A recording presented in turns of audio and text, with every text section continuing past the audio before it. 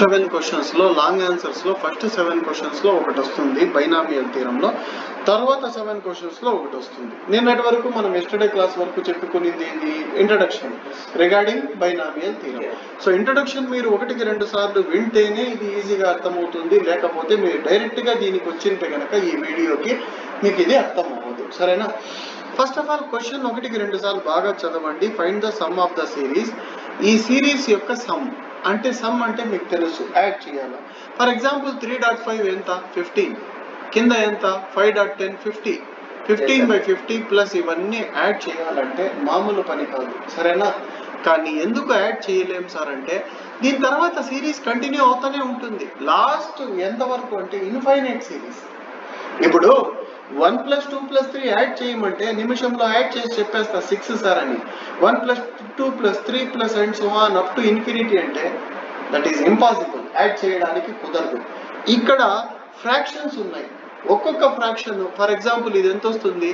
ఇది ఎంత వస్తుంది చెప్పండి? 15/50. సింప్లిఫై చేస్తే 5 3 = 5 10 = 3/10 ఎంత సార్ అంటే వినండి, మాట్లాడద్దండి. 3/10 ఎంత అంటే 0.3. అలాగే ఇది చేస్తే కూడా ఇంకో వాల్యూ వస్తుంది, అలాగే ఇంకోటి చేస్తే కూడా ఇంకో వాల్యూ వస్తుంది.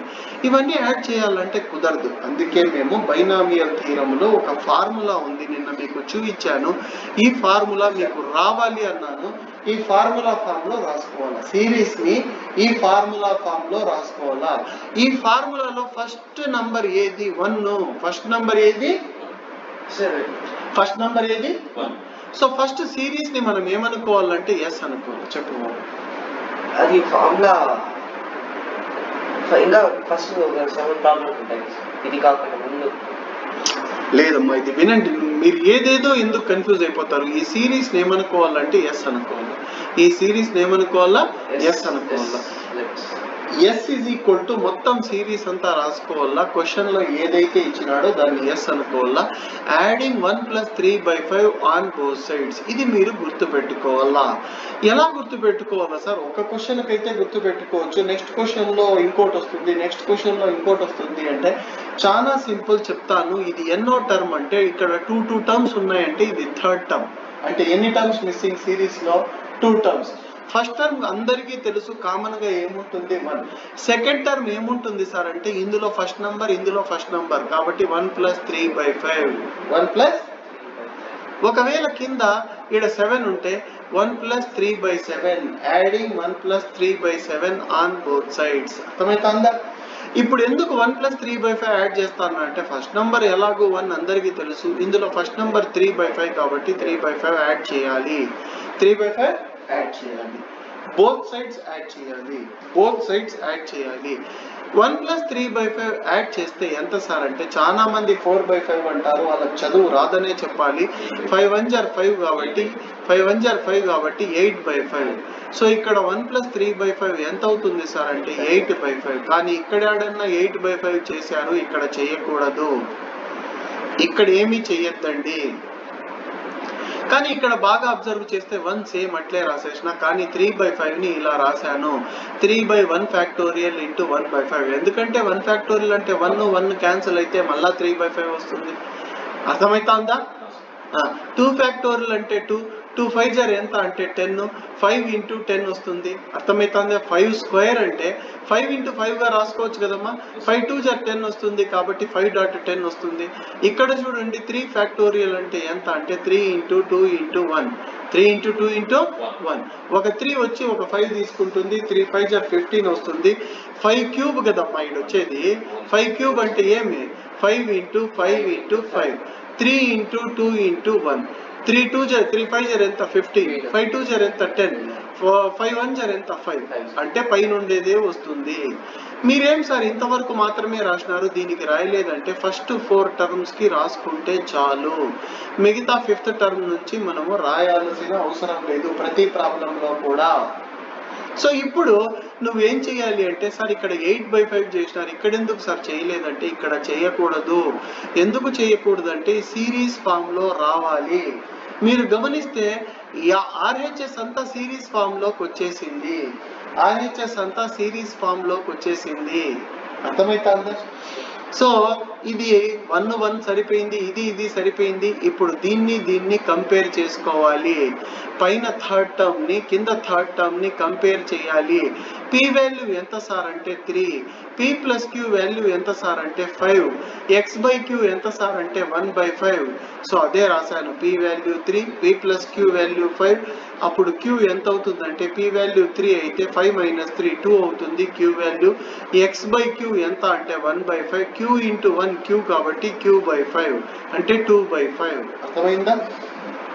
మళ్ళీ చెప్తాను చూడండి. ఇక్కడ పి వాల్యూ వచ్చి 3, పి ప్లస్ క్యూ ఎంత అంటే 5, ఎక్స్ బై క్యూ ఎంత అంటే 1/5. కింద అవే రాసుకున్నాను. ఇందులో పి వాల్యూ సబ్స్టిట్యూట్ చేస్తే 3 ప్లస్ క్యూ వస్తుంది. 3 ఆపకపోతే 5 - 3 క్యూ వాల్యూ వస్తుంది. క్యూ వాల్యూ 2 ఇక్కడ పెడితే 2 1 జర్ ఎంత 2/5. క్రాస్ మల్టిప్లై చేస్తే ఎక్స్ వాల్యూ 2/5. సో దీని వాల్యూ అంతా ఏమి సార్ అంటే 1 - x whole power minus p/q. So దీన్నంతటిని ఇలా రాసుకోవాలి. సో నెక్స్ట్ స్టెప్ ఏమవుతుంది దీని తర్వాత 8/5 plus s is equal to, చేతులు కింద పెట్టుకొని విను, 8/5 plus s is equal to దీన్నంతటిని ఇలా రాస్తున్నాను. 1 - x, 1 - x అంటే ఎంత 2/5. కింద ఉంది చూడు x అంటే మైనస్ p/q, మైనస్ p అంటే 3 బై q అంటే 2 మైనస్ 3/2. 5 1 జర్ 5, 5 లో 2 పోతే 3/5. సో దీని వాల్యూ 1 - 2/5 ఎంత అంటే 3/5. 3/5 ని 5/3 గా రాస్తే కింద ఉండే వాల్యూ పైన ఉండే వాల్యూ కింద రాస్తే పైన మైనస్ ఏమవుతుందంటే ప్లస్ అయిపోతుంది. అర్థమవుతుందా? చాలా మందికి తెలియని విషయం ఏమంటే ఏ పవర్ 3/2 అంటే ఏ రూట్ ఏ, ఎక్స్ పవర్ 3/2 అంటే x root x, x root x. So ఇక్కడ కూడా పవర్ 3/2 ఉంది కాబట్టి దీన్ని ఎలా రాసుకోవచ్చు అంటే 5 power 3/2 divided by 3 power 3/2. Sir 5 power 3/2 అంటే 5 రూట్ 5 కదా సార్? అవునా అన్న. 3 పవర్ 3/2 అంటే 3 రూట్ 5, 3 రూట్ 3 కదా సార్? అవునా అన్న. నాకు కావాల్సింది ఎస్ వాల్యూ, ఇది వద్దు, ఇది ఆపకపోతే -8/5. So this is the sum of the series.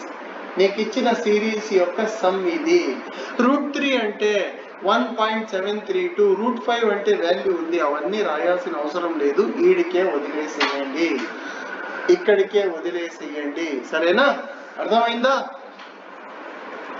ఈ క్వశ్చన్ చాలా ఈజీ క్వశ్చన్. సెకండ్ క్వశ్చన్ వింటే మీకు ఇంకా బాగా అర్థమవుతుంది. ఇంటికి వెళ్ళి మళ్ళీ ఇదే వీడియో వింటే ఇంకొంచెం క్లారిటీ వస్తుంది. సెకండ్ క్వశ్చన్ చూడండి. Find the sum of the infinite series 3/4 plus నాన్న చెప్తాను, చెప్పేటప్పుడు మాట్లాడద్దండి, వినండి. నువ్వు ఎందుకు నీకు చదువు రావడం లేదు అంటే చెప్పేటప్పుడు బాగా వినండి, మళ్ళీ మీకు డౌట్స్ ఉంటుంది మళ్ళీ అడగండి. సో వినండి. Find the sum of the infinite series 3/4 plus 3/5/4.8 plus 3.5.7/4.8.12 plus and so on infinity. ఇది కూడా నేను యాడ్ చేయలేను. ఫర్ ఎగ్జాంపుల్ 3/4 అంటే 0.1 0.7 ఎంతో వస్తుంది 3/4 అంటే. ఆ తర్వాత 3.5 అంటే 15, కింద 15/32 క్యాలిక్యులేటర్లో చేసి ఎన్ని చేస్తాము క్యాలిక్యులేటర్లో? అన్ని యాడ్ చేయాలి, కుదరని పని. సో అందుకే బైనామియల్ థీరం యూజ్ చేస్తాం. ఇక్కడ ఎక్కడా బైనామియల్ థీరం యూజ్ చేయమని లేదు. Just find the sum of the infinite series అంటే నీకు అర్థమైపోవాలా బైనామియల్ థీరం క్వశ్చన్ ఇది 2Aలో అనేసి. సో ఫస్ట్ స్టెప్ ఏం సార్ అంటే, ఫస్ట్ స్టెప్ సిరీస్ కి నామకరణం చేయాలి. నామకరణం అంటే ఏంటి సార్ అంటే S is equal to series ఏమి ఇచ్చినాడో నీట్ గా రాసుకో. 3/4 ప్లస్ 3.5/4.8 ప్లస్ 3.5.7/4.8.12 ప్లస్ ఇంకా ఏమని ఇచ్చినాడా అంతే, plus and so on infinity, plus and so on infinity. ఇంతకు ముందు adding 1 plus 3/5 on both sides. ఇప్పుడు అది కాదు, adding 1 on both sides, adding 1 on both sides of the above equation. ఇక్కడ ఎందుకు సార్ 1 మాత్రమే యాడ్ చేసినాడంటే నీ మీద దయతలచి సెకండ్ టర్మ్ నుంచి ఇచ్చేసినాడు. ఇది థర్డ్ టర్మ్, ఇది ఫోర్త్ టర్మ్. ఫస్ట్ టర్మ్ ఇవ్వలేదు. ఫస్ట్ టర్మ్ ఏమి అంటే ఏ సిరీస్ లో కూడా ఫస్ట్ టర్మ్ 1 కాబట్టి 1 యాడ్ చేయాలి. చాలా మంది 1 ప్లస్ 3/4 యాడ్ చేస్తారు. ఎప్పుడు యాడ్ చేయాలి 1 ప్లస్ 3/4 అంటే ఈ టర్మ్ మిస్సింగ్ ఉంటే యాడింగ్ 1 ప్లస్ 3/4 అని చేయాలి. అర్థమవుతుందా? ఒకసారి ఇదే క్వశ్చన్ ఏమడిగినాడంటే నేను రాసి చూపిస్తాను చూడండి. Find the sum of the infinite series 3.5/4.8 plus 3.5.7/4.8.12 plus 3.5.7.9/4.8.12.16 plus and so on infinity అన్నాడు. పిల్లలు యాడింగ్ 1 on both sides అని చేసేసి వచ్చేసినారు. తప్పు కదా? ఎందుకు తప్పు? 2 terms మిస్సింగ్. ఎవరు చెప్పినారు సార్ అంటే స్టార్టింగ్ లో ఏముండిండల్లా 3/4 ఉండిండల్లా, దానికంటే ముందు ఎవరు ఉండిండల్లా 1 ఉండిండల్లా. So adding 1 plus 3/4 on both sides. ఇప్పుడు second term first term third term పోతున్నారు, అది ఎట్లా అమ్మా ఇది సెకండ్ మా ఇది 2 terms ఉన్నాయంటే ఇది థర్డ్ టర్మ్, ఇది 3 terms ఉన్నాయంటే ఫోర్త్ టర్మ్. సో ఇక్కడ ఇది థర్డ్ టర్మ్ నుంచి ఇచ్చినాడంటే 1 2 మిస్సింగ్. ఇక్కడ ఇది ఎన్నో టర్మ్ సార్ అంటే ఇది సెకండ్ టర్మ్, ఒకటి ఉందంటే సెకండ్ టర్మ్, ఒకటి మిస్సింగ్. కాబట్టి adding 1 on both sides.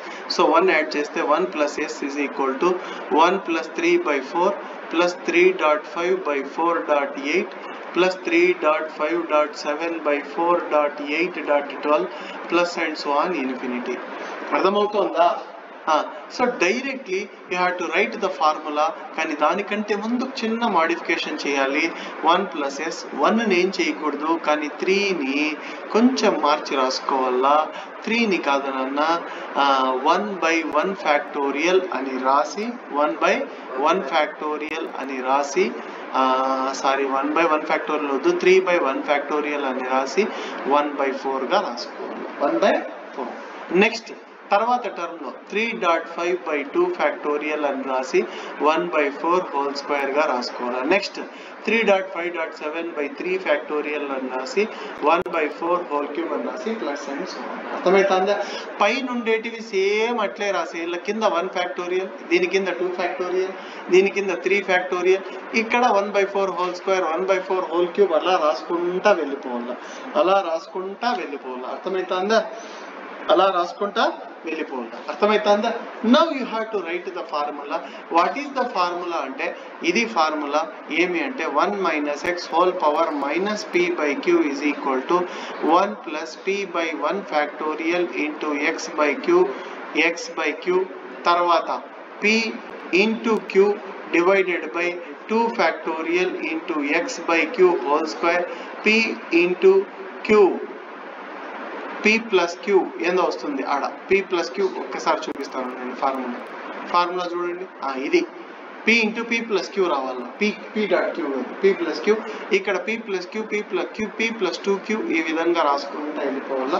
So compare దీన్ని చేసుకోవాలా. ఫస్ట్ 2 టర్మ్స్ కాదు, దీన్ని కంపేర్ చేసుకోవాలా. p వాల్యూ ఎంత 3, p plus q ఎంత 5, x/q ఎంత 1/4, p వాల్యూ 3 ఇందులో పెడితే q వచ్చి 2 వస్తుంది, q వాల్యూ 2 ఇందులో పెడితే 2 into 1 = 2 2/4, 2 1 = 2 2 క్యాన్సిల్ అయితే 1/2. సో ఇదంతా 1 minus x గా రాసుకోవాలా. 1 minus x అంటే 1 minus 1/2 whole power minus p/q minus 3/2. 1 minus 1/2 ఎంత సార్ అంటే 1/2 వస్తుంది. 1/2 యొక్క రెసిప్రోకల్ ఎంత అంటే 2. 2 తీసుకుంటే పైన ఉన్న మైనస్ ఏమవుతుందంటే ప్లస్. 2 పవర్ 3/2 అంటే 2√2. మనకు కావాల్సింది s value. 1 plus s is equal to 2√2. s is equal to 2√2 minus 1 is the answer. ఇవి 2 క్వశ్చన్స్. మరి థర్డ్ క్వశ్చన్ నువ్వు చూస్తే వాడు నీకు ఇక్కడ చూడంగానే నీకు వాడు నామకరణం వాడే చేసేసినాడు. నువ్వు ఎస్ అని తీసుకోకూడదు, ఎక్స్ అని ఇచ్చేసినాడు. ఎన్ని టర్మ్స్ మిస్సింగ్ అంటే ఇది థర్డ్ టర్మ్ ఇచ్చినాడు, ఫస్ట్ 2 టర్మ్స్ మిస్సింగ్. కాబట్టి adding 1 plus 1/3 on both sides. Adding 1 plus 1/3. అర్థమైపోయింది అనుకుంటా. సో 1/3ని ఎలా రాయాలి సార్ అంటే 1/1 ఫ్యాక్టోరియల్ ఇంటూ 1/3. దీన్ని ఎట్లా రాయాలా 1.3/2 ఫ్యాక్టోరియల్ ఇంటూ 1/3 హోల్ స్క్వేర్. దీన్ని ఎట్లా రాయాలా 1.3.5. దీన్ని రాయలేదు ఎందుకు సార్ అంటే 4 టర్మ్స్ రాస్తే చాలు. మనము ఫార్ములా రాసుకోవాలా. ఫార్ములాలో దీన్ని కంపేర్ చేయాలా థర్డ్ టర్మ్ని. ఇందులో థర్డ్ టర్మ్ ఏది దీన్ని కంపేర్ చేయాలా. ఇది p వాల్యూ, ఇది p plus q, ఇది వచ్చేసి ఏం సార్ అంటే x/q. అన్నీ రాసుకొని q వాల్యూ ఎంత అంటే ఇక్కడ వచ్చింది పైన 2 సబ్స్టిట్యూట్ చేస్తే 2 1 = 2 2 2/3, x వచ్చి 2/3. 1 మైనస్ 2/3 ఎంత అంటే చాలా మంది -1/3 అంటారు, తప్పు. 3 1 జా 3, 3 మైనస్ 2/3 ఎంత అంటే 1/3. 1/3కి రెసిప్రోకల్ 3. రెసిప్రోకల్ తీసుకుంటే ఇక్కడ -1/2 ఏమైంది, +1/2. చాలా మందికి అర్థం కాదు దీని నుంచి ఇది ఎట్లొచ్చిందని. 1/3 యొక్క రెసిప్రోకల్ 3. ఒకవేళ ఇక్కడ 2/3 ఉంది, దాని రెసిప్రోకల్ ఎంత, 3/2. 3/2. ఆ పవర్ లో మైనస్ ని ప్లస్ చేసుకోవాలి. నెగటివ్ పవర్స్ ఉంటే మనకు రూట్ ఎగ్జిస్ట్ అవ్వదు. 1/2 అంటే ఏం లేదు అన్న, రూట్ 3. రూట్ వెళ్ళిపోవాలంటే స్క్వేరింగ్ ఆన్ బోత్ సైడ్స్ చేయాలి. దానికంటే ముందు 3 × x 3x మొత్తానికి /3 వస్తుంది. /3 రాసుకోలేదు కదా సార్ ఇక్కడ అంటే ఆ పక్క వెళ్ళిపోయి 3√3 అవుతుంది. అర్థమవుతుందా? స్క్వేరింగ్ ఆన్ బోత్ సైడ్స్ చేస్తే a² అంటే 16, b² అంటే 9x², 2ab అంటే 24x. కానీ మనకు కావాల్సింది దీని వాల్యూ 16 వద్దు మనకు. 16 ఆపకపోతే 24 ఎట్లా వచ్చిందో చెప్తాను. ఎందుకంటే మనకు కావాల్సింది దీని వాల్యూ అంటే మనకు 16 వద్దు. 16 24 ఎలా వచ్చిందంటే 2ab, 2 4 జా 8, 8 3 జా 24, 24x వస్తుంది. ఇది a², ఇది b², ఇది 2ab. కానీ ఈ 16 ఆపకపోతే 24లో 27లో 16 పోతే 11. షో దట్ అన్నాడు, చేసేసుకో. సో 3 క్వశ్చన్స్ మీరు బాగా నేర్చుకోండి.